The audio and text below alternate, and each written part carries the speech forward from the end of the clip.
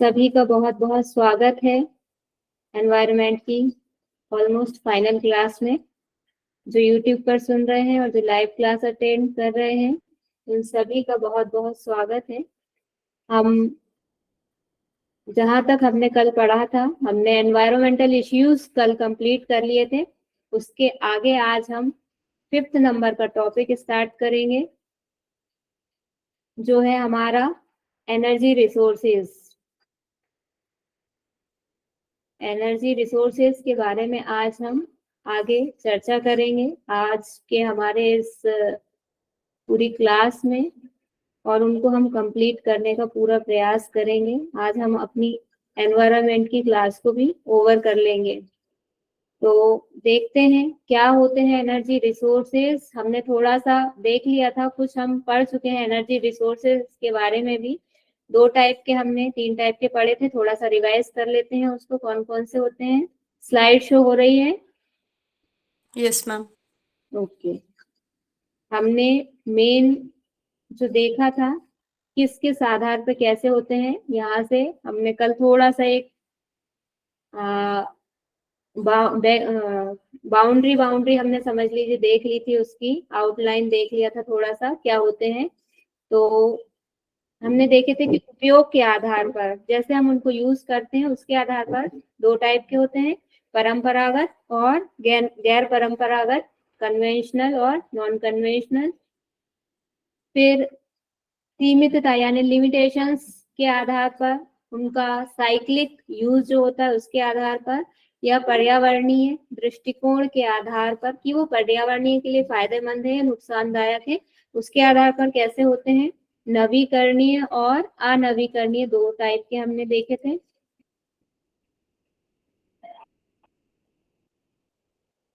और उसके बाद हमने देखा था परंपरागत ऊर्जा स्रोत जो होते हैं वो कौन से होते हैं, लंबे समय तक उपयोग किए जा सकते हैं, मात्रा में सीमित होते हैं, लिमिटेड होते हैं, प्रदूषण का एक प्रमुख कारण होते हैं, पुनः उपयोगी नहीं होते हैं। एग्जाम्पल दिया था माचिस की तीली का, एक बार जलाई खत्म, आखिरी तक जल गई, उसके बाद उसको आखिरी तक नहीं भी जली उसका जो काम है, उसका जो यूज है, वो अगर इतना पार्ट ही उसमें जो लगा रहता है, विस्फोटक पदार्थ, जलाने वाला पदार्थ, वो आपने एक बार यूज कर लिया, जला लिया, खत्म है उसके बाद उसको दोबारा आप इतना पोर्शन बचा भी रहेगा तब भी उसको दोबारा हम यूज नहीं कर सकते हैं।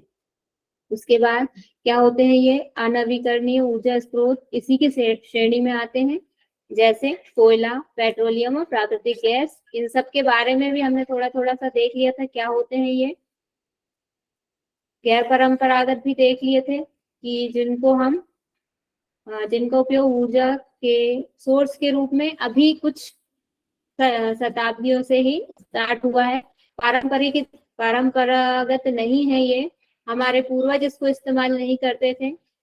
हमने अभी अपने जो विवेक ज्ञान का उपयोग करते हुए नए नए आविष्कार किए और दिमाग अपना इस्तेमाल किया कि हाँ, हम वैकल्पिक ऊर्जा स्रोतों के रूप में जो साधन हैं पहले से उपलब्ध हैं, अब उनका हम यूज अपने काम के लिए एनर्जी में बदलकर और उसको काम में ला सकते हैं, उपयोग में ला सकते हैं। इसके अंतर्गत नवीकरणीय अनवीकरणीय दोनों प्रकार के आ जाते हैं।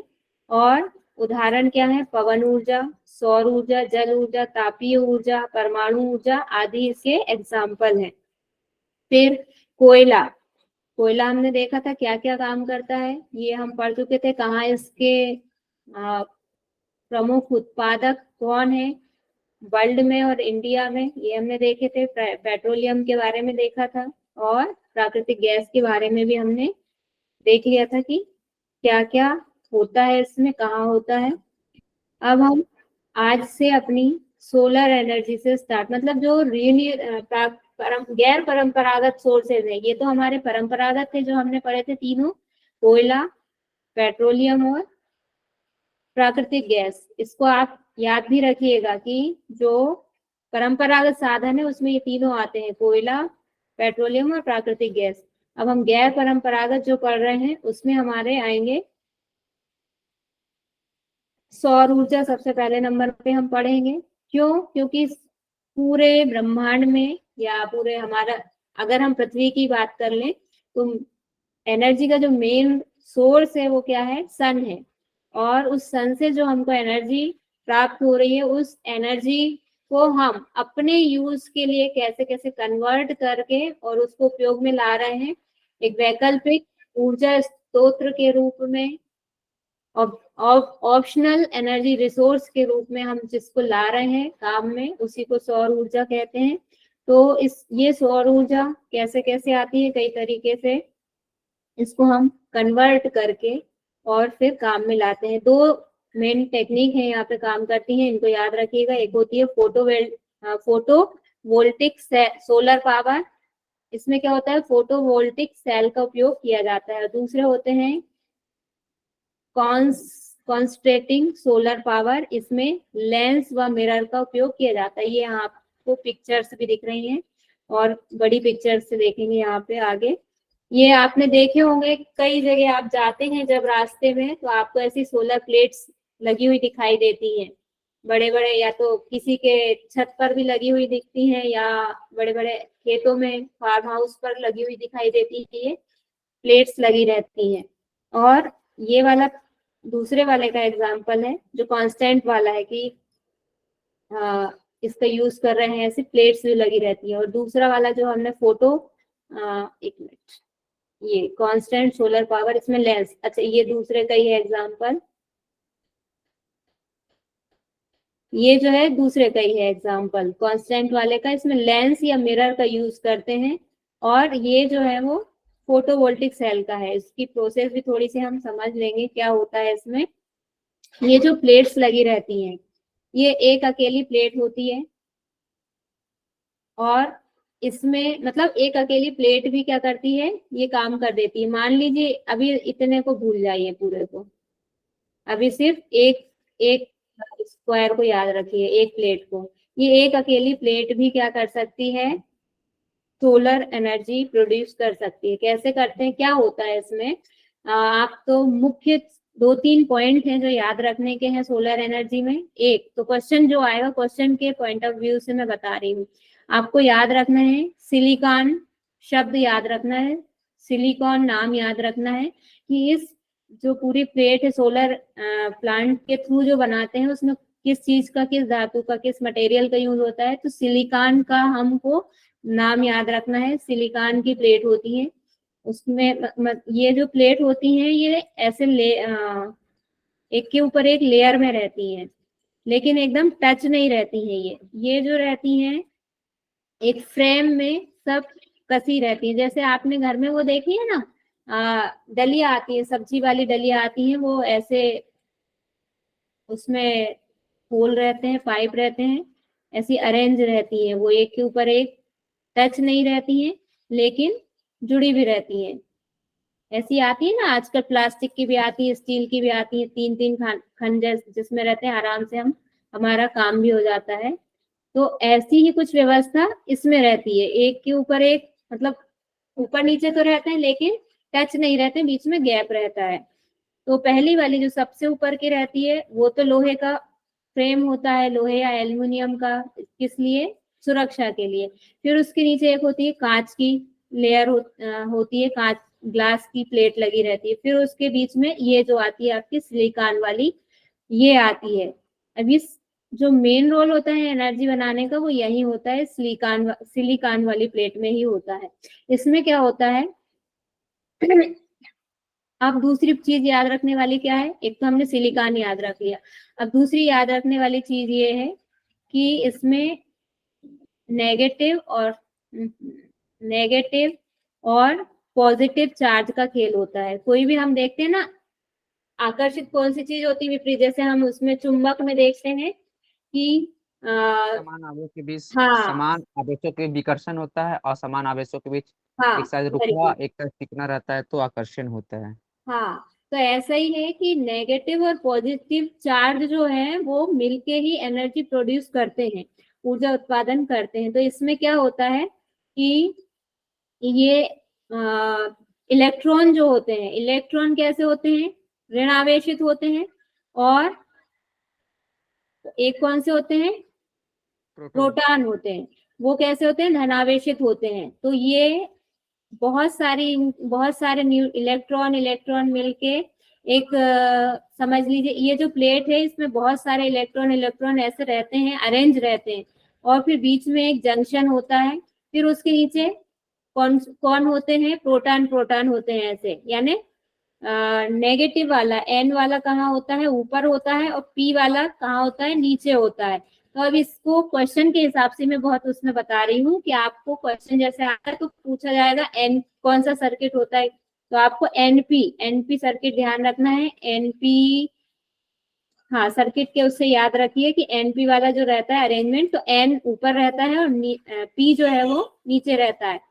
इनके बीच में एक जंक्शन रहता है, मतलब दोनों क्या होते हैं, एक दीवार से जैसे बना ली उनने, तो आप इधर वाले उधर नहीं जा सकते, उधर वाले इधर नहीं जा सकते। अब इसमें एनर्जी कैसे बनती है कि सूरज, गर्माहट चाहिए इनको, जैसे ही गर्माहट मिलेगी, सिलिकॉन कहाँ से मिल जाता है, सिलिकॉन रेत में होता है, जो सैंड होती है उसमें सिलिकॉन होता है। तो रेत जब गर्म होती है ना, तो वो भी हीट प्रोड्यूस करती है, हमने देखा है। तो ऐसे ही जब इनको इस प्लेट में, सिलिकॉन की प्लेट में जब अरेंज कर देते हैं, तो हीट मिलने से क्या होता है, जो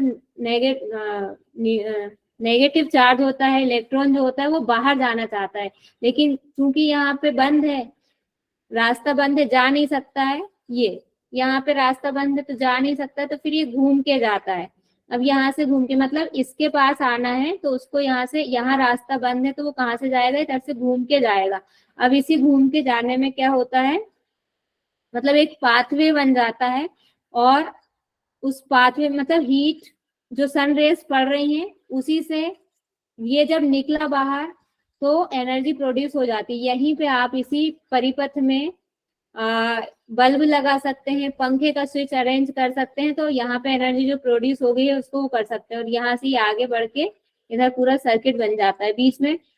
ये मैं बहुत ज्यादा टेक्निकली जाके नहीं बता रही हूँ क्योंकि उतना हमारे मतलब का नहीं है। आप चाहें तो वीडियो देख लीजिएगा, आपको बहुत अच्छे से समझ में आ जाएगा, बहुत अच्छे वीडियो डले हुए हैं, तो आपको उससे समझ में आ जाएगा अगर बहुत उसमें देखना है। अभी तो हमको क्वेश्चन की दृष्टि से सिर्फ इतना इम्पोर्टेंट है कि इसमें कौन से मटेरियल का यूज होता है, तो सिलिकॉन का यूज होता है, और हमको ये नेगेटिव और पॉजिटिव के उससे एन और पी का ध्यान रखना है, इस चीज का यूज होता है। बाकी ये दिख रहा है पूरा पाथ है ना यहाँ पर, और इसको फिर काम में ले लिया जाता है, लेकिन इसका एक ड्रॉबैक क्या है, जैसे कि कल भी बात करी थी हमने कि ये जो सोलर प्लांट होते हैं या जितने भी वैकल्पिक रिसोर्सेज होते हैं बहुत ही कॉस्टली होते हैं, बहुत महंगा पड़ता है इनको अरेंज करना।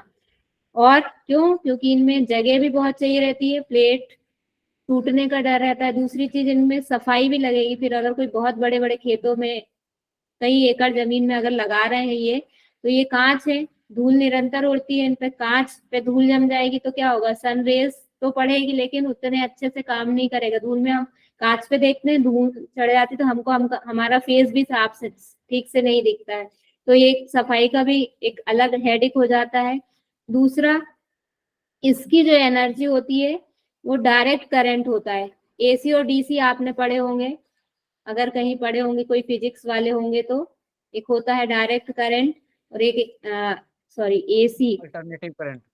हाँ, तो ऐसे ये AC होते हैं DC। करंट, तो उनको क्या होता है कि स्टोर कर एक जगह कहीं ट्रांसफार्मर में उसको पहले ले जाते हैं, फिर वहां से कम वोल्टेज में आगे जो मेन सोर्स से आ रहा है वो तो बहुत ज्यादा वोल्टेज रहता है, तो उसको ट्रांसफार्मर में, जिसको डीपी बोलते हैं, वहां पे उसको रख के फिर जो आगे घरों में सप्लाई करते हैं उसका वोल्टेज क्या है कम करके और फिर उसको भेजते हैं। तो ये वाली इसमें क्या होता है, इसमें डायरेक्ट करंट है तो बीच में इसमें वो चीजें नहीं रहती हैं, तो ये भी एक इसका क्या है, थोड़ी सी कमी है इसमें।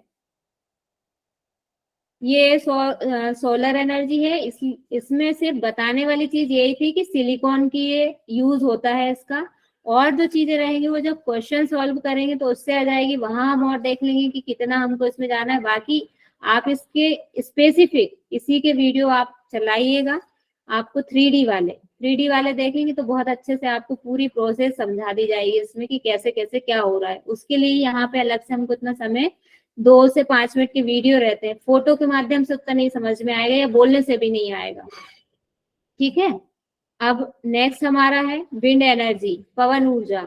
पवन ऊर्जा जरूर बहुत अच्छे से समझ लीजिए, यहाँ पे आ जाएगा, इस पिक्चर से भी समझ में आ जाएगा वो आपको। क्या है, एक तो ये मुख्य स्रोत इसका क्या है, पवन चक्की है, पवन चक्की से बनाई जाती है। पवन चक्की का उपयोग अनाज पीसने और जल निकालने के लिए बहुत पहले से चल रहा था परंपरागत तरीके से, और अब उसका यूज हम बिजली के बनाने में, विद्युत उपयोग में भी करने लगे हैं। फिर इसकी प्रोसेस क्या है, पवन से विद्युत उत्पादन हेतु पवन चक्कियां समूह में तटीय क्षेत्रों, पर्वत घाटियों या जहां भी सतत प्रबल हवाएं चलती हैं। क्यों, पवन नाम से स्पष्ट है, पवन ऊर्जा प्राप्त करें तो क्या चाहिए हमको, विंड चाहिए, हवा चाहिए। तो ऐसी ही जगह पे लगाएंगे जहां पे बहुत ज्यादा हवा चलती हो। हवा कहाँ, जहाँ या तो वृक्ष हो, ज्यादा पेड़ पौधे हो या खुले मैदान हो, ऐसी ही जगह पर, ऊंचाई वाली जगह पर बहुत हवाएं चलती हैं, वहीं पर इनको स्थापित किया जा सकता है। अब टेक्नोलॉजी इसमें क्या यूज की जाती है वो हम देखेंगे। क्या होता है, पवन टरबाइनों में प्राय 3 रोटर पंखियां लगी रहती हैं। टरबाइन का अर्थ क्या होता है, टरबाइन अगर हम घूमना सोचे होता है, सरल शब्दों में, क्या पंखा होता जैसे है, घूमना, घूमना होता है, जैसे घूमना होता है चारों ओर घूमता है, जो पंखे जैसे बड़े बड़े रहते हैं वो हाँ, टरबाइन में टरबाइन चारों का ओर घूमना। अर्थ होता है वही घूमना या घुमाने वाला, जिसको मतलब जो रोटेट हो रहा है, लगातार चल रहा है, घूम रहा है, वही क्या है, टरबाइन है। अब इसमें क्या होता है, हवा के साथ घूमती है कौन, जो 3, हमने देखा है कि पंखे में, घर में हम जो पंखे यूज करते हैं सीलिंग फैन में, उसमें भी 3 पंखुड़ियां होती हैं। और हम पवन चक्कियां सबने देखे होंगे, आते जाते कहीं ना कहीं हाईवे पर दिखाई देती हैं। तो वो पवन चक्कियां, उसमें भी क्या होती हैं, 3 ये लगे रहते हैं, पंखियां लगी रहती है, समझ लीजिए, बड़ी बड़ी। और एक जनरेटर से सीधे अथवा एक गियर बॉक्स के द्वारा जुड़ी होती हैं। अब इसको देखें पिक्चर्स के माध्यम से। सबसे पहले तो हम इसका देखेंगे पिलर। क्या होता है, जब पवन चक्की, देखिए पवन चक्की, बड़ी वाली पिक्चर कहाँ है पवन चक्की की, ये पवन चक्कियां देखी हैं सबने ऐसी। इसमें ये जो नीचे रहते हैं ये पिलर रहते हैं। अभी इस पिलर की कहानी पहले समझे, फिर आगे बढ़ेंगे। ये जो पिलर होते हैं, ये पिलर अंदर से खोखले होते हैं, खाली होते हैं। क्यों होते हैं, इसके 2 कारण हैं। एक तो ये दिख रहा है, ये अंदर वाला पोर्शन दिख रहा है, इसमें एक तो ये जो रहते हैं स्टेयर्स लगे हुए हैं, सीढ़ियां, और दूसरा वायर्स नीचे आएंगे। मतलब अगर इसमें कोई खराबी ऊपर आ गई है या कुछ करना है काम, तो उसके लिए यहाँ से जाके भी व्यक्ति कर सकता है। दूसरा, जो एनर्जी प्रोड्यूस हो रही है वो नीचे कैसे आएगी, अगर अंदर से खोखला नहीं रखेंगे तो बाहर से वायर देने पड़ेंगे, और बाहर से वायर जहाँ भी रहते हैं वहाँ बहुत सारी प्रॉब्लम्स है। धूप की वजह से वो खराब हो जाएंगे जल्दी, बार बार उनको चेंज करना पड़ेगा, इसलिए वो अंदर से वायरिंग डाल दी है। तो ये भी एक कारण है कि खोखले होते हैं। फिर अब इसके हम जो पंखियां देख रहे हैं लगे हैं, और ये खुद भी बहुत बड़े बड़े होते हैं, मतलब 8-8 9-9 मंजिल की जो इमारतें होती हैं उतने साइज के होते हैं। और ये अकेले 8 मंजिल की लगभग के ये पंखुड़ियां ही होती हैं, इसकी बहुत बड़ी बड़ी होती है, लगभग 60-60 फीट के आसपास के।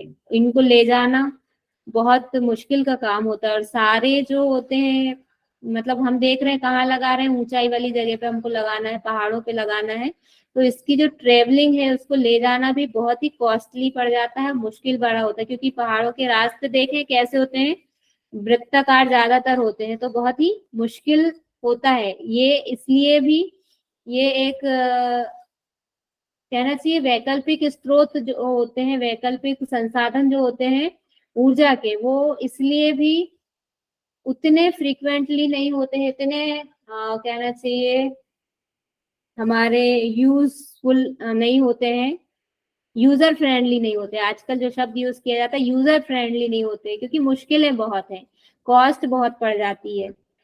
फिर क्या है, अब इसका आगे का हम देखें। ये तो हमने देख लिया कि ये पंखियां लगी रहती हैं। तो जो पंखियां लगती हैं, सबसे पहले तो इसके पार्ट्स हम देख लें क्या होते हैं। ये होता है रोटर, इसको बोलते हैं रोटर। जो ये जिसमें पंखियां कसी रहती हैं, जैसे हमारे पंखे में हम देखते हैं सीलिंग फैन में या टेबल फैन में जहां पंखियां लगी रहती हैं और जो घुमाती है उसको रोटर बोलते हैं, ये वाला पोर्शन। फिर इसी में पंखियां हमारी अटैच हो गई। अब इसके पीछे वाला जो भाग है, ये जो पोर्शन दिखाई दे रहा है, इसको बोलते हैं नेसल। क्या बोलते हैं? नेसल। इसकी स्पेलिंग थोड़ी सी देख लीजिएगा, NI, निसल या नेसल, ई आएगा। मैं स्पेलिंग नहीं देखी है। ये इसको नेसल बोलते हैं। यही जो है इस पूरी पवन चक्की का कहना चाहिए आत्मा है, मेन भाग है। बिजली बनने का काम यही होता है। इसमें कैसे होता है ये अंदर से भी दिखाई दे रही है चीजें। अब इसको हम इधर और क्लियर करके देखते हैं। ये इतना बड़ा होता है आपका 2 BHK 3 BHK प्लॉट साइज जितना होता है। इसमें देखिए अगर काम करना है तो क्रेन से या ऊपर से प्लेन से जाके उसमें फिर उतरेंगे, ऐसे काम करना पड़ता है इसमें। और या नीचे से वो सीढ़ियां हमने देखी कि सीढ़ियां लगी हुई है, उससे भी आके ये 2 व्यक्ति जो है वो काम कर रहे हैं। यहाँ पे इतने बड़े बड़े ये होते हैं, यहाँ इसमें फिट कर रहे हैं। ये मशीन को फिट करना रहता है तो कैसे करते हैं, क्रेन से ले जाके इसको इसमें डालेंगे। यहाँ पे इसी वाले भाग में क्रेन से ले जाके डाल रहे हैं। और अब इसको हम देखें, ये क्या है, ये जो आया है ये क्या है हमारा, यही जो है ना मेन शाफ्ट है ये। नहीं, मेन शाफ्ट नहीं है, ये है गियर बॉक्स। गियर बॉक्स क्या काम करता है, जब हम क्या होता है पहाड़ों पे हवा हमेशा एक जैसी तो चलेगी नहीं, एक जैसी नहीं चल रही हवा, कभी बहुत तेज है कभी बहुत कम है। और उसमें क्या होता है, जैसे कभी बहुत ही एक की स्पीड से चल रही है, कभी 2 किलोमीटर प्रति घंटे की स्पीड से चल रही है। तो अब ऐसे में घूमेंगे कैसे, ये बहुत धीरे धीरे, कभी हम देखते हैं ना बहुत ही धीरे धीरे धीरे धीरे चलते रहते हैं। तो उसके लिए ये क्या काम करते हैं, अंदर ये लगे रहते हैं गियर। ये अपने आप इनकी सेटिंग ऐसी रहती है कि अगर कम हवा भी चल रही है, जैसे साइकिल में क्या होता है हम पैडल मारते हैं, तो साइकिल में जब एक पैडल मारा जाता है तो पहिया अगर मेन स्टैंड पे लगी है साइकिल और पहिया हमने ऊपर उठा हुआ है, तो अगर हमने पैडल मार दिया स्टैंड पे खड़ी हुई साइकिल में, तो वो घूमता रहता है बहुत देर तक, 8-10 बार तक वो चक्कर लगा लेता है। तो यही काम क्या करता है ये, कि वहां से तो स्पीड से, जिस भी स्पीड से आई, गियर क्या काम करता है उसको बढ़ा देता है उस स्पीड को। तो जो नॉर्मल जितनी रहनी चाहिए वहां पे उसको चाहिए 80 किलोमीटर पर आवर की स्पीड से उसको घूमने के लिए स्पीड चाहिए है, तो वो गियर उसको वैसे मेंटेन कर देता है। अब सिर्फ ये गियर उसको बढ़ाता ही नहीं है, मान लो कभी बहुत ही ज्यादा तेज हवा चल रही है लेकिन हमको चाहिए इतनी, तो अगर बहुत ज्यादा भी चल रही है तो भी वो गियर अपने आप, जैसे मोटरसाइकिल में होता है या गाड़ियों में होता है कि गियर के उससे स्पीड को मेंटेन किया जाता है, तो इसकी सेटिंग ऐसी रहती है कि ये गियर से स्पीड को अगर ज्यादा है तो कम कर देगा और कम है तो उसको बढ़ा देगा। इसका रेशियो जो होता है 1 से 1:90 रेशियो होता है इसका। आरपीएम का मतलब होता है रेगुलेशन पर मिनट, 1 मिनट में कितना उसको रेगुलेशन को मेंटेन करना है। और आजकल के जो और भी एडवांस टेक्नोलॉजी वाले आ रहे हैं उसमें 1:90 की जगह 1:100 तक का रेशियो भी आ रहा है। मतलब उसने बाहर से एक बार घुमाया, ये जो हमको बाहर दिख रही है ये पंखे अगर एक बार घूमे हैं तो ये जो रहता है गियर ये उसको 100 बार घुमा देगा, अंदर से वो 100 बार घूम जाएगा, इतना तेज उसमें काम कर देगा। वो अंदर 100 बार घूमेगा। और फिर यहाँ ये जो ब्रेक काम क्या करता है, गियर ने स्पीड बढ़ाई और ब्रेक क्या करता है उसको कम कर देगा। अगर ज्यादा तेज हवा चल रही तो ब्रेक उसको कम कर देगा, कंट्रोल करने का काम करेगा। फिर उसके बाद यहाँ पे जनरेटर शाफ्ट लगे रहते हैं, शाफ्ट जो लगे रहते हैं उससे यहाँ पे जनरेटर से जुड़ जाता है। और जनरेटर फिर क्या काम करता है, बिजली बनाने का, यानी बिजली बनने का काम यहाँ जनरेटर में होता है। यहाँ पे बिजली बनती है, फिर उसके बाद क्या होता है, उस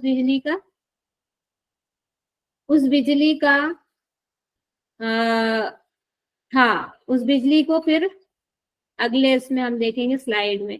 ये तार हमने देख ही लिए थे पहले कि इन तार के थ्रू वो कहाँ आ गई, नीचे आ गई। अब नीचे कहाँ आ गई, ये यहाँ देखिए नीचे आई। और ये मेन केबल एक होता है, और ये पवन चक्कियां एक दो तो लगी नहीं रहती, एक से तो बनेगी नहीं बिजली, लाइन से, ये देखी थी हमने, लाइन से इतनी सारी लगी रहती हैं। तो इन सब का कनेक्शन एक मेन केबल में होता है। ये मेन केबल में आई एक, और यहाँ से फिर कहाँ चली गई ये जो रहते हैं ग्रिड, ग्रिड यानी आपने देखे ना बड़े बड़े खेतों में वो ऐसे जाली वाले लगे रहते हैं, ऐसे ऐसे ऐसे ऐसे वो जालियां, ये दिख रहा है, दिख भी रहा है यहाँ पे, ये जो दिख रहे हैं ये इन्हीं को ग्रिड बोलते हैं। इनसे होके फिर मतलब पूरी व्यवस्था रहती है बाकायदा, इनके तारों तक फिर वो पहुंचाई जाती है, और तारों से फिर कहाँ पहुंच जाती है, आपके घरों तक बिजली पहुंच जाती है, सब स्टेशन से आप तक पहुंच जाएगी।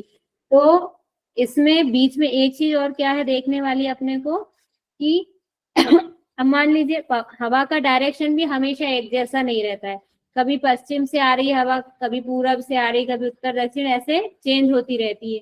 तो उस हवा के विपरीत अगर चलेगा तो उखड़ के गिर जाएंगे, उसके लिए भी क्या कर रहता है, या फिर अगर उसके हिसाब से नहीं है, उसकी तरफ नहीं आ रही, तो क्या होगा, वो चलेगी नहीं, बिजली नहीं बनेगी।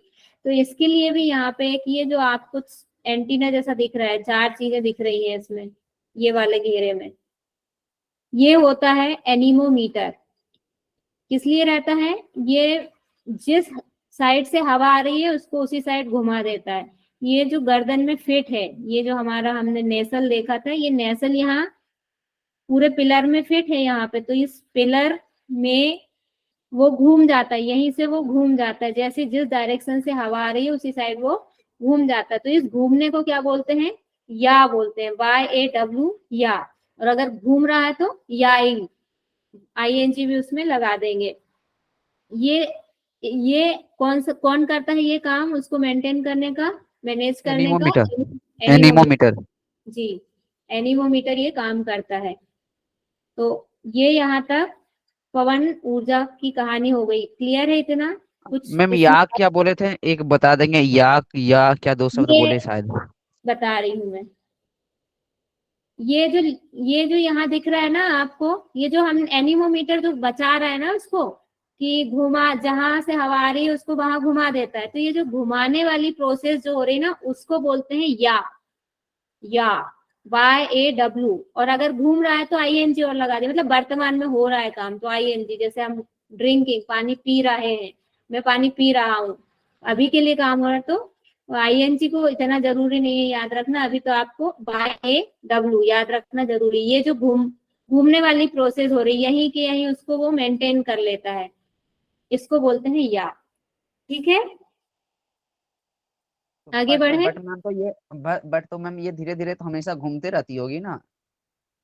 हाँ, ये हवा के डायरेक्शन के, ये अलग चलते रहते हैं, इससे मतलब नहीं है। अब इसको आप ऐसे समझिए, मान लीजिए ये पवन चक्की है, इसमें ये 3 पंखुड़ियां लगी हुई हैं, ठीक है, ये ऐसे ऐसे ऐसे ऐसे रोटेट होती रहती है, ये अपना काम कर रही है। लेकिन हवा मान लो इधर से नहीं आ रही है, हवा इधर से आ रही है, तो यहाँ पे जौ लगा हुआ है, ये जौ से कसे हुए हैं, तो ये जौ लगा हुआ है, तो ये जौ क्या करेगा, यहाँ से इसको यहाँ घुमा देगा, इधर से आ रही तो इधर घुमा देगा, और इधर से आ रही तो इधर घुमा देगा। जहां से हवा का इतनी जल्दी जल्दी चेंज नहीं होता है, हवा का डायरेक्शन भी वही मौसम के हिसाब से, या कहीं से कोई चक्रवात तूफान आया उसमें बदल गया, तब ये एनीमोमीटर मेंटेन करता है, और जो प्रोसेस हो रही है उसका नाम है ये या। Yes ma'am. ठीक है, जी मैम। ओके, आगे बढ़े। जी। ये हमारे घरों तक बिजली पहुंच गई है। अब हम देखेंगे इसके कुछ मेन फैक्ट हैं जो एग्जाम में आ सकते हैं, क्या क्या। भारत में पवन ऊर्जा उत्पादन के लिए उपयुक्त प्रदेश तमिलनाडु है, आंध्र प्रदेश है, गुजरात है, कर्नाटक और केरल है। क्यों है, हमने क्या देखा है कि जहां भी तटवर्तीय इलाके, ये सब हम देख रहे हैं कौन से, समुद्र के किनारे वाले एरिया हैं, सबके किनारे से समुद्र लगा हुआ है ऑलमोस्ट। तो वहां समुद्र के किनारे पर भी हवाएं ज्यादा चलती हैं। पहाड़ी इलाके इनके, जहाँ पे बहुत तेज हवाएं चलती हैं, वहां इसको हम लगाए जाते हैं। ये एशिया का सबसे बड़ा पवन ऊर्जा उत्पादन केंद्र गुजरात के कच्छ में है। ये याद रखना है। और वहां पर भी कहा मांडवी में। एशिया का सबसे बड़ा पवन फार्म तमिलनाडु के मुक्पंडल में है, ये नाम भी याद रखना है। महाराष्ट्र के सतारा में भी एक पवन ऊर्जा संयंत्र स्थापित किया गया है। फिर अक्षय ऊर्जा, नवीकरणीय ऊर्जा। अक्षय ऊर्जा किसको? नवीकरणीय ऊर्जा को ही अक्षय ऊर्जा, अक्षय मतलब जो कभी क्षय ना हो, समाप्त ना हो, उसको बोलते हैं। तो उसका 70% अकेले विंड एनर्जी से ही आता है क्योंकि हवा तो अपने को बहुत मिल जाती है, पर्याप्त मिल जाती है। और ये पवन चक्की अगर एक बार, इनमें सिर्फ एक ही बार का खर्चा आता है, बहुत मुश्किल होती है इनको स्थापित करना, लेकिन अगर एक बार स्थापित हो गई तो फायदा बहुत है। ऐसे ही सोलर प्लांट में तो फिर भी पीछे का भी खर्चा बहुत रहता है, और इसमें जो है विंड एनर्जी में, इसमें इतना मेंटेन का खर्चा भी नहीं, थोड़ा आता है। क्यों? क्योंकि ये खोखले होते हैं, उतने मजबूत नहीं होते अपेक्षाकृत, ये भी टूट जाते हैं कई बार, ये भी टूट जाते हैं। और कई बार अगर बहुत ज्यादा तेज हवा आई या कोई दूसरी वो हो गई तो इसमें आग भी लग जाती है, कई बार पक्षी इससे कटकर मरने की संभावनाएं रहती है। तो थोड़ी सी इसकी ड्रॉबैक भी है, लेकिन उतना नहीं है जितना ये फायदा दे रहा है, उसकी तुलना में नुकसान इसके कम है। फिर पवन ऊर्जा के मुख्य उत्पादक कौन है, ये याद रखिएगा, यही इसी सीक्वेंस में। चीन नंबर 1 पे है, नंबर 2 पे यूएसए, नंबर 3 पे यूएसए मतलब अमेरिका, नंबर 3 पे जर्मनी है, और नंबर 4 पे अगर पूछा जाए हम कहाँ पर हैं तो हम 4th नंबर पे पवन ऊर्जा उत्पादन के मामले में है। अब ये हमारा हो गया पवन ऊर्जा। तीसरा आती है हमारी भूतापीय ऊर्जा। क्या होती है भूतापीय ऊर्जा? भूतापीय ऊर्जा में जो, और स्लाइड ये है आगे, ये मान लीजिए हमारी पृथ्वी है, ये इसके हम अंदर तक जाके देख रहे हैं पृथ्वी को, सिर्फ अभी एक ही उसमें नहीं, ये पृथ्वी का हम अंदर झांक के देख रहे हैं। ये सबसे बाहरी है, फिर उसके अंदर की लेयर, फिर उसके अंदर की लेयर, उसके अंदर की लेयर। हमारी जो पृथ्वी है उसमें बहुत सारी लेयर्स पाई जाती है। हम खुदाई करते हैं तो देखते हैं ना, पहले ऊपर से हमने जो निर्माण कर लिया है, सड़क, पत्थर और वो सब चीजें निकलती हैं, उसके अंदर फिर मिट्टी निकलना स्टार्ट होती है, कहीं पत्थर निकलना। जब बोरिंग होती है, पानी के लिए बोरिंग कराया जाता है, तब भी हम देखते हैं क्या क्या चीजें अंदर से अलग अलग निकलती, कभी कभी फिर लाल मिट्टी, काला पत्थर, बहुत सारी अलग अलग चीजें निकलती हैं। तो इसमें सबसे खास ध्यान रखने वाली चीज क्या है, जो सबसे अंदर वाला ये पोर्शन होता है, पृथ्वी के सबसे अंदर वाला भाग, ये क्या कहलाता है? कोर कहलाता है। और इसमें क्या होता है, जैसे जैसे हम देखते हैं कि बाहर से, ऊपर से हम नीचे की तरफ बढ़ते हैं तो टेम्परेचर जो है वो हाई होता जाता है। यहाँ सबसे लो रहेगा और यहाँ सबसे ज्यादा हाई टेम्परेचर रहेगा। तो जो सबसे अंदर वाला भाग है वो सबसे ज्यादा गर्म रहता है।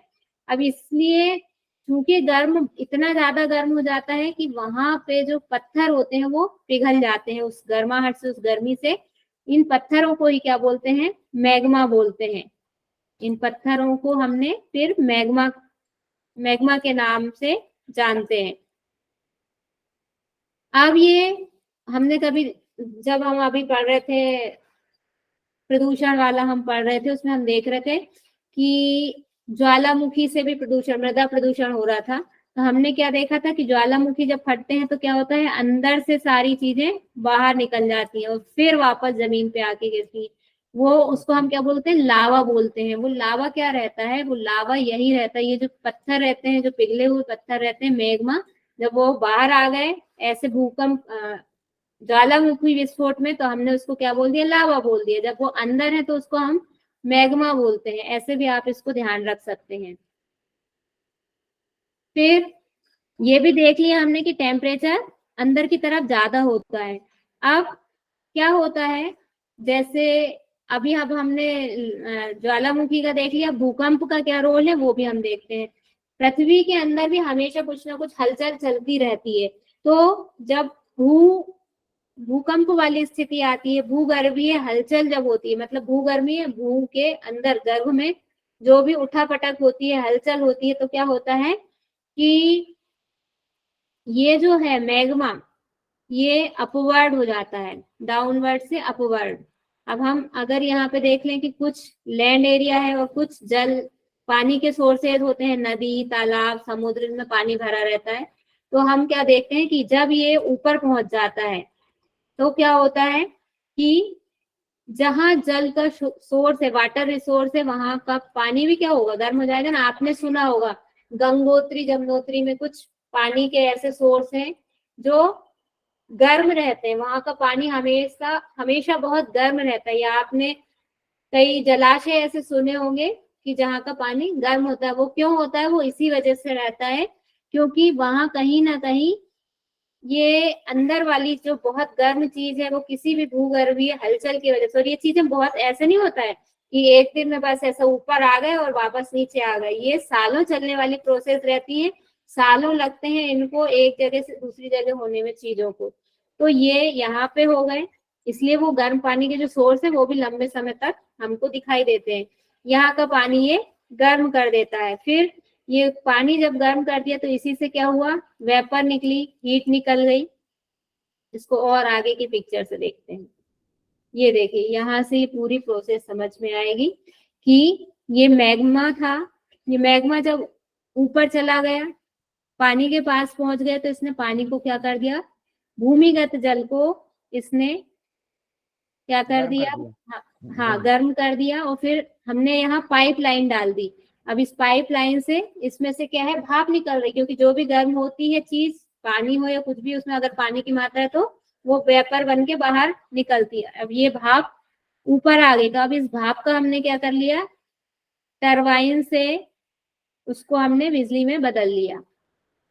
सारी बिजली कभी भी किसी भी सोर्स के थ्रू बनाएंगे, मेन रोल उसमें टरबाइन का, जनरेटर का ही होता है, क्योंकि टरबाइन घूमेगा तो बिजली बनेगी। बिजली बनाने के लिए हमेशा किसी भी प्रोसेस से बना, किसी भी सोर्स से बना रहे हैं, मेन रोल टरबाइन का ही होता है, वहां पे यूज हमको टरबाइन का करना रहता है। ये भाप हमने इसमें टरबाइन में डाली, टरबाइन के थ्रू उसमें बिजली बन गई, और उस बिजली को फिर हमने क्या कर लिया, अपने काम में ले लिया, भेज दिया जहां जहां से सब स्टेशन भेजा, सब स्टेशन से आगे सप्लाई कर दिया। और इसमें सबसे बड़ी बात यह है कि जब इस वेपर का इस काम हो गया, उसको जो काम करना था, वेपर क्या काम कर रही है, घुमाने का काम कर रही है, टरबाइन को घुमाने का काम कर रही है। तो जब इसने घुमा दिया तो उस वेपर को और उस पानी को वापस इंजेक्शन के थ्रू, पाइप, बड़े बड़े पाइप वाले इंजेक्शन होते हैं, वापस उनको उसकी जगह पे भेज देते हैं। ये भी बहुत इंपॉर्टेंट एक चीज है। देख लें इसमें पृथ्वी के सामान्य उत्पत्ति कैसे हो रही है। पृथ्वी में सामान्य यूरेनियम, सामान्यता है, ये गलत लिख गया है, सामान्यता यूरेनियम, थोरियम व पोटेशियम आइसोटोप के विकिरण और पृथ्वी की कोर में भरे उच्च ताप युक्त तरल पदार्थ मैग्मा की उपस्थिति से होती है। इनके द्वारा ये जो है हीट प्रोड्यूस होती है और उससे हम उसको आगे बढ़ाते हैं। फिर भूतापीय ऊर्जा तंत्र विभिन्न प्रकार के होते हैं, जैसे शुष्क वाष्प तंत्र में उच्च ताप लगभग 250 डिग्री सेल्सियस व उच्च दाब वाले शुष्क वाष्प द्वारा बिजली उत्पन्न की जाती है। मतलब ये अलग अलग टेम्परेचर और अलग अलग प्रेशर के थ्रू इसको हम प्रोड्यूस करते हैं।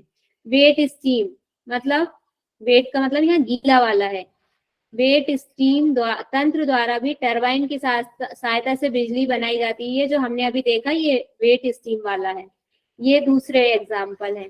फिर काम होने के बाद गर्म पानी व वाष्प को पुनः भीतर इंजेक्ट कर दिया जाता है, यही चीज लिखी हुई है। अब हमारा आ गया है बायोमास या बायोमास एनर्जी या बायोमास ऊर्जा। नाम से ही स्पष्ट है, बायो शब्द जहां आता है किसकी बात आती है, जीव की बात आ जाती है, किसी भी लिविंग ऑर्गेनिज्म की बात आ जाती है, जिसमें कार्बन है, ऑक्सीजन है, हाइड्रोजन है, उनकी बात आ जाती है। पेड़ पौधे और सन का मेन रोल है इस एनर्जी में। देखते हैं, सुन रहे हैं ना सभी लोग? आजकल क्लास टीचर सेंटर ज्यादा चल रही है। जी हम क्या बोले, बायोमास में क्या क्या पाए जाते हैं, कार्बन, हाइड्रोजन और कौन कौन से गैस? कार्बन, हाइड्रोजन और ऑक्सीजन। किसी भी लिविंग ऑर्गेनिज्म में, कोई भी जीव है उसमें ये तत्व होते ही हैं, है ना। तो ये हमको एक आइडिया, जहां भी बायो शब्द आता है वहां पे ये हमको कंसेप्ट क्लियर रहता है कि ऑक्सीजन, हाइड्रोजन और कार्बन, ये तीनों चीज तो है ही इसमें, इनका मेन रोल है। देखते हैं कैसे काम कर रहे हैं आप। जो मेन सोर्स होते हैं टाइप ऑफ बायोमास के, वो क्या होते हैं? कचरा। कैसा वाला कचरा? जो हम डिग्रेडेबल कचरा पढ़े थे, सब्जी भाजी हम लेके आते हैं, वो सब इसमें आ जाएगा। और लैंडफिल गैस, अंदर की जो गैस है पृथ्वी के अंदर जो भरी, वो भी आ जाएगी इसमें। कैसी वाली? जो, अब इसको समझिए, हम मिट्टी में, किसी की डेथ हो गई, उसको मिट्टी में दफना दिया, जो लोग दफनाने वाला प्रोसेस करते हैं, या जो जीव जंतु हैं वो अपने आप ही, अगर पालतू है तो हम उनको जलाते तो नहीं है ज्यादातर, जो ऐसे पेट्स होते हैं घर में पालते हैं जिनको, उनको तो हम दफना ही देते हैं मिट्टी में, वो चले गए, या अपने आप ही गिरे हैं, उनके ऊपर मिट्टी आ गई, प्राकृतिक रूप से जो दब गए हैं। तो या तो जो जीवित हैं उनसे, या हाल ही में जिनकी मृत्यु हुई है उनसे जो एनर्जी आ रही है वो इस कैटेगरी में आती है, बायोमास एनर्जी में आती है। तो ये ऐसी वाली एनर्जी है जो अभी हाल ही के लोगों से आ रही है, हाल ही के मरे हुए से या उसमें जो दब गए हैं। फिर पेड़ पौधों से हमने देखा है कि सूरज की रोशनी पेड़ों पे पड़ती है, प्रकाश संश्लेषण की प्रोसेस होती है, इसमें कार्बन डाइऑक्साइड एब्जॉर्ब होती है, CO2 बाहर आती है, ये प्रोसेस इसमें चलती है। यहाँ पे भी ये एनर्जी प्रोड्यूस होती है। एल्कोहलिक फ्यूल जो होते हैं, एल्कोहल में क्या होता है? कार्बन भी होता है, ऑक्सीजन भी होता है और हाइड्रोजन भी होता है। जिस जिस चीज में कार्बन, ऑक्सीजन और हाइड्रोजन है वो सब बायोमास एनर्जी में आएंगे। समझ गए? अब क्या है इंपॉर्टेंट फैक्ट इसके? बायोमास एक नवीकरणीय ऊर्जा सोर्स है जो कि वनस्पतियों एवं पशुओं के अपशिष्ट से बनता है। बायोमास से ऊर्जा का उत्सर्जन प्रकाश संश्लेषण के दौरान बने जैविक परमाणुओं के रासायनिक बंधों के टूटने से, जलने से होता है। टूटने या जलने से होता है। ये हम देखते हैं ना कि H2O का फॉर्मूला क्या है, मतलब H2 काय का फॉर्मूला है। H2O मतलब किसी को पता है किसको बोलते हैं? जल। जल को। Very good. हाइड्रोजन के 2 अणु, ऑक्सीजन के 1 अणु। 2 अणु हाइड्रोजन के हैं और 1 अणु परमाणु ऑक्सीजन का। ये 3 चीज मिल रही है, यानी 2 हाइड्रोजन और 1 ऑक्सीजन से जाके मिल गए तो क्या हो गया? पानी बन गया। अब यही चीज यहाँ पर लगी है कि ये ऑक्सीजन अलग हो गया और ये जो हाइड्रोजन था वो अलग हो गया, अपने अपने दोनों अलग अलग हो गए वो भी। तो ये टूट गया। इस टूटने को ही बोल रहे हैं कि रासायनिक बंधों का टूटना और जलना, या जल गए, टूटे नहीं तो जल गए, उसके कारण जो मतलब प्रोसेस हो रही है वह इसमें आ जाएगी। इस प्रकार यह अप्रत्यक्ष ऊर्जा का उत्सर्जन प्रकाश संश्लेषण के दौरान बने। हाँ, यहाँ पे क्या हो रहा है, वो जो देखिए ग्लूकोज बनता है ना, ग्लूकोज में क्या चीज चाहिए रहती है? CO2 रहती है। ये जो CO2 है ये पानी के साथ, पानी भी रहता है इसमें, H2O के साथ में मिलके क्या कर रही है? ये भोजन बनाती है। कैसे बनाती है? C6H12 और O6।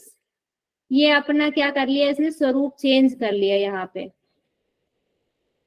कार्बन आ गया इधर और हाइड्रोजन भी इधर आ गया और ऑक्सीजन भी, ये मिलके इनने नई चीज बना ली।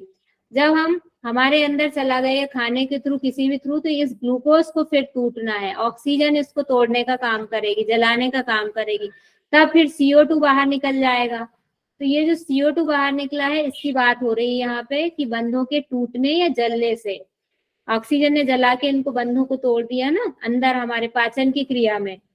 इस प्रकार यह अप्रत्यक्ष रूप से ऊर्जा का ही एक स्वरूप है। हमने देखा ना कि जो फूड चेन होती है उसमें एनर्जी ट्रांसफर होती है। फिर बायोमास को जीवाश्म ईंधन के साथ संयोजन में काम किया जा सकता है। मतलब जो हम फ्यूल यूज करते हैं जितने भी पेट्रोल वगैरह, उसके साथ में इनको यूज कर सकते हैं, इनके साथ उसको यूज कर सकते हैं, जिससे इफिशियंसी में सुधार होगा। और दहन अवशेष मतलब जो पेट्रोल जलने के बाद जो कचरा बचता है, जो ही प्रदूषण, वो काला काला जो धुआं निकलता है पूरे वातावरण में प्रदूषण फैलाता है, उसको हम कम कर सकते हैं। इसका उपयोग परिवहन में भी किया जा सकता है, इसलिए ये उस हिसाब से भी अधिक महत्वपूर्ण है। अब ऊर्जा उत्पादन प्रक्रिया कैसी है इसकी? एक तो जलाकर, दहन करके, गैसीकरण के द्वारा, पायरोलाइसिस एवं जैव रसायन तकनीक द्वारा, किण्वन द्वारा, पाचन द्वारा, ट्रांस एसिडिफिकेशन, मतलब ये जो है एनर्जी कैसे कैसे प्रोड्यूस होती है। दहन करके, पेड़ काटा हमने, पेड़ की लकड़ियां, अभी हमने देखा ना कि या तो जो मतलब बहुत नियर ही जिसकी डेथ हुई है, अलग हुआ है, तो पेड़ पौधों में भी हमने देखा है कि जान होती है। कोई पेड़ काट दिया, लकड़ी काट काट के रख लेते हैं, सर्दी के दिन आए, हमने ढेर लगाया लकड़ियों का, उनको जला दिया या आग निकल गई और हम सब लोग तापने लगे। तो एक ये हो गया, दहन करके डायरेक्ट मिल गई। गैसीकरण, एक एग्जाम्पल आपको बताया था पहले, क्या लगाते हैं, मीथेन गैस के प्लांट लगाते हैं, गोबर गैस प्लांट। यहाँ पे गोबर का ढेर लगाते जा रहे हैं, गोबर डालते जा रहे हैं इस प्लांट में, और यहाँ से पाइप लगा दिया है, ये जो गैस बनी सारी ऊपर इकट्ठी हो जाती, पाइप लगा दिया, पाइप लाइन को अपने घर में ले गए और यहाँ पे हमने उससे गैस चूल्हा जला लिया हमारा। तो ये गैसीकरण के थ्रू मिल रही है। पाइलोराइसिस के थ्रू मिलती है, इसको थोड़ा देख लेंगे। और जैव रसायन तकनीक, इसमें क्या किया जाएंगे, किण्वन। किण्वन का मतलब होता है सड़ाना, गलाना। उसमें उसको जैसे जलेबी बनाते हैं, तो जलेबी बनाने की प्रोसेस क्या है, कैसे बनती है जलेबी, बताइए। महिलाएं तो बनाती है सारी जलेबी, बताइए कैसे बनती है। सड़ा के। सड़ा के, किसको सड़ा के? मैदे को, दही। मैदे को। तो वो जो सड़ाना है ना, वही किण्वन है, ये याद रखिए आप, है ना। वो जो प्रोसेस है वही किण्वन है, उसमें भी तो एनर्जी प्रोड्यूस हो रही है। और पाचन में भी क्या होता है, देखा है हमने कि एटीपी का निर्माण हो जाता है जब भोजन यानी ऑक्सीजन क्या करती है, ऑक्सीजन ने जलाया किसी भी ग्लूकोज को जलाया, एक अणु जलाया ग्लूकोज का, तो उससे मान लो 2 एटीपी बन गए। 2 एटीपी ये क्या है, एनर्जी है, एटीपी। एनर्जी को वहां पे जो एनर्जी हमारे काम आती है उसको एटीपी में बताते हैं। तो वो उसके दो अणु बन गए, हाँ 2 अणु बन गए उसके, एटीपी बन गए उसके ऊर्जा के, जलने के बाद ऑक्सीजन ने जलाने का। माइटोकॉन्ड्रिया में प्रोसेस होती है, आपने पढ़ी होगी उसमें एनाटॉमी में, या शायद पढ़ेंगे। तो पाचन में ऐसे मिल जाती है। ट्रांस एसिडिफिकेशन, अब ये 2 चीजें हैं, इनको आप बस इनका देख लीजिएगा गूगल से सर्च करके, क्योंकि मैंने भी नहीं देखा इसके बारे में ज्यादा। ठीक है, ये हमारा क्या हो गया, बायो एनर्जी हो गई। अब एक चीज और है, एग्जाम में आ सकती है, बायोमास गैसीकरण। इसमें क्या होता है, इसकी प्रक्रिया में कार्बनिक पदार्थों को अधिक तापमान पर रखकर गैस के रूप में परिवर्तित कर देते हैं, जो कई गैसों का मिश्रण होता है, जिसे प्रोड्यूसर गैस या सिनगैस कहते हैं। अब इसमें किस गैस का कितना परसेंटेज होता है वो देख लेंगे, इसको याद भी कर लेंगे। नाइट्रोजन होती है 45 से 55%, कार्बन मोनोऑक्साइड होती है 18 से 20%, हाइड्रोजन होती है 15 से 20% और कार्बन डाइऑक्साइड होती है 9 से 12%। ये हो गया बायोमास गैसीकरण, ये आपकी बायोमास एनर्जी भी कंप्लीट हो गई है। नेक्स्ट है हमारा, इससे क्या लाभ होते हैं, ये मुझे थोड़े से मतलब ऐसे लगे परीक्षा की दृष्टि से उपयोगी, बाकी सबके तो आप समझ जाएंगे, गैस कर लेंगे, बहुत ही ज्यादा यूजफुल कहना चाहिए, यूजुअली आपके सुनने में आते रहते हैं, सोलर एनर्जी, विंड एनर्जी, लेकिन बायोमास का कम सुनने में आता है। तो इसके लाभ इसलिए लिख लिए हैं, उसमें स्टेटमेंट क्वेश्चन में आ सकते हैं या आपके कथन कारण वाले में आ सकते हैं। क्या क्या इससे होता है, इसे संचित कर मांग के अनुसार उपयोग किया जा सकता है, मतलब आप इसको स्टोरेज कर सकते हैं, जब जरूरत हुई आगे बढ़ा दिया, यूज कर लिया। फिर उन्नत तकनीक की आवश्यकता नहीं है इसमें, जैसे कि गोबर गैस प्लांट के लिए बताया, गड्ढा खोद लो, उसमें गोबर डालते जाओ, बस एक पाइप लगाना है, उस पाइप से आप अपने घर में उसको सीधा, कुछ नहीं लगना है आपका, सिर्फ गोबर ही डालना है। फिर ग्रामीण क्षेत्र के लिए बहुत अच्छा विकल्प है ये, एक ही संयंत्र में कई तरह के बायोमास सामग्री का यूज किया जा सकता है। आप इसमें जरूरी नहीं सिर्फ गोबर ही डालो, आप इसमें घर की सब्जियां, सड़े हुए छिलके वगैरह वो सब भी डाल सकते हो। फिर जमीन की उर्वरकता को बढ़ाने में भी सहायक है, जहां गड्ढा खोदा है वहां गोबर डाल रहे हैं, नीचे से तो कच्चा ही है, तो लगातार क्या हो रहा है, वो कहीं ना कहीं कुछ रिसाव भी तो होगा नीचे, वो चीजें नीचे जाएंगी और मिट्टी को क्या है, उपजाऊ बनाएंगी। फिर लैंडफिल समस्या का निराकरण तथा अम्ल वर्षा व स्मोक की कमी में सहायक। अब हम उधर जो हम देख के आए थे, वेस्ट मटेरियल से कितना नुकसान हो रहा है, पूरी धरती माता छा गई है। तो अब हम इनको इस तरह से ट्रीटमेंट, हमने बताया था ना कि ट्रीटमेंट भी हम अगर साथ साथ कर लेते हैं तो ये जो वेस्ट है वो प्रदूषण नहीं करेगा, उपयोगी साबित हो जाएगा। तो यही कंसेप्ट यहाँ पे लेके आए हैं कि लैंडफिल जो है उस समस्या को निराकरण कैसे कर रहे हैं, ये हम वैकल्पिक ऊर्जा का उपयोग करके, बायोमास का, कि हमने प्लांट डाल लिया अलग अलग और हम उसको ऐसे ट्रीटमेंट दे रहे हैं और अपने उपयोग के लिए ऊर्जा के रूप में बदल कर उसको यूज कर रहे हैं।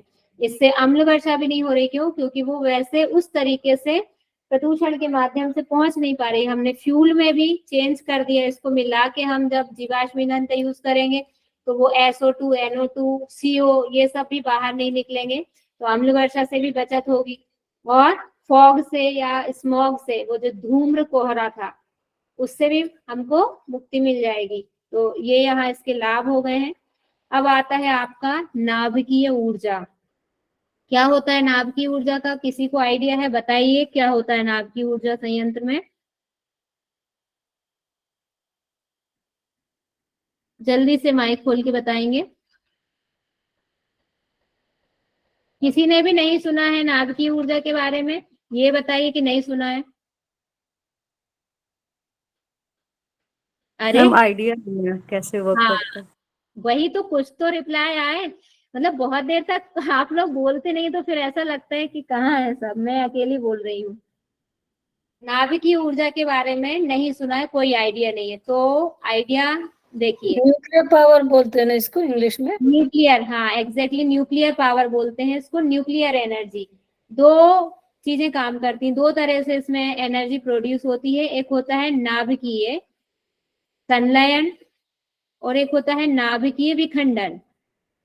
संलयन मतलब होता है जुड़ना, संलयन मतलब जुड़ना, जुड़ना नहीं, सॉरी, जुड़ना नहीं, चेंज हो जाना, कन्वर्ट हो जाना। इसका एग्जाम्पल है, सबसे बड़ा एग्जाम्पल है हमारा जो सन है, उसमें लगातार नाभिकीय संलयन की प्रक्रिया चल रही है। क्या हो रहा है, सारे जो हाइड्रोजन के परमाणु है वो हीलियम में चेंज होते जा रहे हैं, नाभिकीय संलयन हो रहा है। हमारे जो सन है वो सबसे बड़ा एग्जाम्पल है नाभिकीय संलयन की प्रोसेस का। आप देखते हैं कि सन कितना हीट रहती है उसमें, हम कितने लाखों करोड़ों अरबों मील की दूरी पर बैठे हुए हैं सन से, लेकिन जब सन की रोशनी पड़ती है, जब कहते हैं ना, अभी क्वार का घाम बोलते हैं हमारे यहाँ पे, क्वार का जो धूप होती है उसको बोलते हैं क्वार का घाम। क्वार का घाम या क्वार का जो ताप है वो कितना ज्यादा होता है। अभी क्वार का महीना निकला ना, कार्तिक के जस्ट पहले, कितनी तेज धूप होती है उसमें, अगर हम ऐसे निकले तो हमारे हाथ काले पड़ जाते हैं, स्किन हमारी जल जाती है। किसी चीज जो लगातार धूप में है वो कितनी ज्यादा गर्म हो जाती है।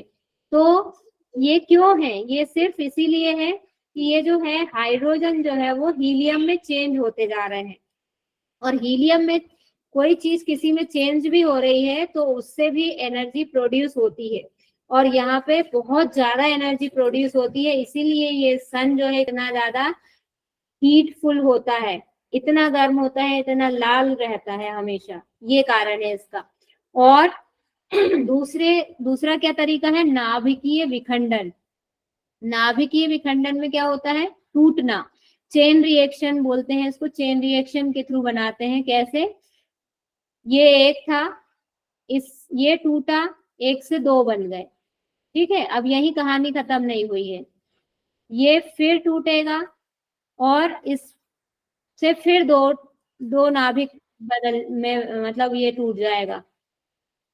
अभी तक भी लोग आ रहे हैं, तो ये भी दो में टूट जाएगा, आगे जाके मतलब ये चलता रहता है सिलसिला, एक से दो बने, दो से ये चार हो गए, चार से ये इधर छह हो गए, ऐसे बढ़ते बढ़ते, इसको बोलते हैं नाभिकीय विखंडन। ऐसे करके बढ़ते जाते हैं, इससे भी एनर्जी प्रोड्यूस होती। तो ये दो तरीके हैं। अब इसमें किसके विखंडन से, जो परमाणु संयंत्र होते हैं, जहाँ पे परमाणु के द्वारा एनर्जी बनाई जाती है, न्यूक्लियर रिएक्टर जिसको बोलते हैं, वो उनमें किस चीज का, किस पदार्थ का इस्तेमाल किया जाता है, किस रसायन का, वो होता है यूरेनियम। यूरेनियम 235, याद रखिएगा, यूरेनियम 200, ओहो इतना परेशान मत कर, यूरेनियम 235, और एक होता है थोरियम। ये दो चीज हैं मेनली जो यूज की जाती हैं न्यूक्लियर एनर्जी प्रोड्यूस करने में। और ये ऐसी वाली चीज आपको ढूंढनी है नेट से, ये आपका होमवर्क है, ठीक है। इसको मैं ज्यादा नहीं बता रही हूँ, इस चीज को आपको ढूंढ के और पढ़ना है। आप तो कीवर्ड टाइप कीजिएगा, यूरेनियम 235 और थोरियम से नाभिकीय ऊर्जा कैसे बनाई जाती है, क्या रोल है इसका, मतलब एनर्जी प्रोड्यूस करने में, ये दोनों तत्वों का। ये आपका होमवर्क है। ये अब हम जो हमारा क्वेश्चन आंसर सेशन होगा उसमें ये होमवर्क आपका चेक होगा। मैं इसमें इससे ज्यादा कुछ नहीं करवाऊंगी आगे, ठीक है। होमवर्क नोट कर लिया है सभी ने। और इसके बाद हमारा आता है वन ऊर्जा, फॉरेस्ट एनर्जी। दूसरा होमवर्क ये है आपका, ये आपको लिख के लाना है, 200 से 300 वर्ड में इसको लिखना है आपको। इसके बारे में A to Z क्या आपको मिल रहा है, कहाँ से लाना है, ये आपको ही सोचना है। इसके बारे में मैं कुछ भी नहीं बता रही हूँ, ठीक है। दो होमवर्क कौन कौन से मिले हैं, जरा माइक ओपन करके बताइए। यूरेनियम और नाभिकीय थोरियम ऊर्जा को और बनाने वन का प्रोसेस क्या है, और सेकंड वन बोले थे कि ऊर्जा वन ऊर्जा कैसे बनाया जाता है, कैसे मिलती है। वन फॉरेस्ट एनर्जी के बारे में, फॉरेस्ट एनर्जी दूसरा होमवर्क है आपका, ठीक है। ये दोनों आपको लाने हैं करके। अब